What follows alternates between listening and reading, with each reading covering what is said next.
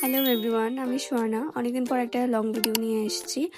তো বেশি কথা না বলে শুরু করি। ফার্স্টে আমি আইব্রোজ ড্র করব। এখানে আমি অ্যাক্টের আইব্রোজ ইউজ করেছি। বেশি ডার্ক করব না, কারণ কুর্তির সাথে বেশি ডার্ক আইব্রোজ অত ভালো লাগে না। আইব্রোজ টিউটোরিয়াল আমি শর্টসে পোস্ট করেছি, তোমরা চাইলে দেখতে পারো। তারপর আমি এখানে ইনসাইটের কনসিলার ইউজ করেছি আইব্রোটাকে ডিফাইন করার জন্য। দেন আমি এখানে কনসিলারটা ব্লেন্ডিং করছি। তারপরে কনসিলারটাকে সেট করার জন্য আমি এখানে এই পাউডারটা ইউজ করছি। প্রোডাক্ট লিঙ্ক আমি ডেসক্রিপশনে দিয়ে দেবো। এই আইশ্যাডোটা খুব তাড়াতাড়ি ব্লেন্ডিং হয় জন্য আমি এটা সব সময় ইউজ করি। আর এই শেডটা তো সবসময়ই একদম ন্যাচারাল লাগে এই শেডটা।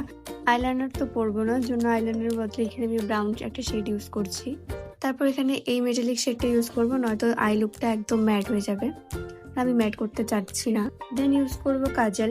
চোখের ওপরেও ইউজ করব, চোখের নিচেও ইউজ করব, কারণ আগেই বলেছি আইলাইনার ইউজ করব না।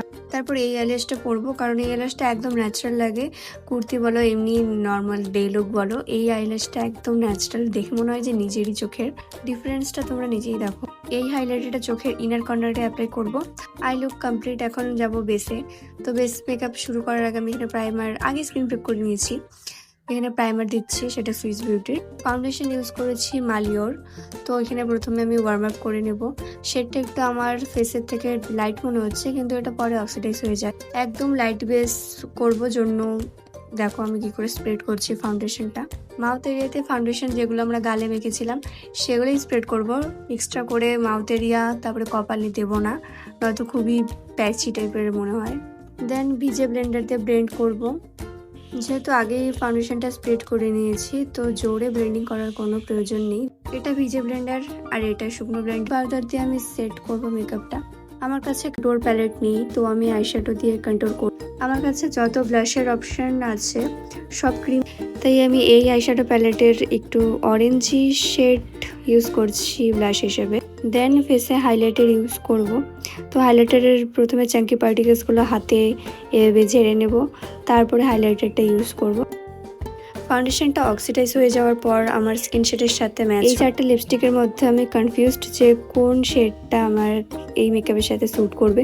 তো প্রথমে ভাবলাম একটু পিঙ্কিশ টাইপের আমি লিপ শেড ইউজ করব। তো দেখি যে তেমন একটু ভালো লাগছে না, কারণ আমি সবসময় নিউড শেড পছন্দ করি। এই শেডটা একটু উগ্র মনে হচ্ছে না, তো আরেকটা ব্রাউন শেড নিয়ে আমি ওই লিপসের ওপরে আবার ইউজ করে ফেলেছি। তারপরে শেডটা মোটামুটি ঠিকই লাগছিল। Makeup almost complete. এখন পরবো ইয়াররিংস। তো যেহেতু কুর্তিটা ইয়েলো, তো ভাবলাম রেড কালারটা সুন্দর লাগবে। আর লেসগুলো যেহেতু হোয়াইট, তো কানেরটাতেও একটু হোয়াইট হোয়াইট ছিল। তারপরে এখানে আমি ব্যাঙ্গেলস পরছিলাম। একদম লাস্টে সেটিং স্প্রে অ্যাপ্লাই করবো। প্রথমে তো আমি ভুলে গেছিলাম, পরে আমার মনে পড়েছে।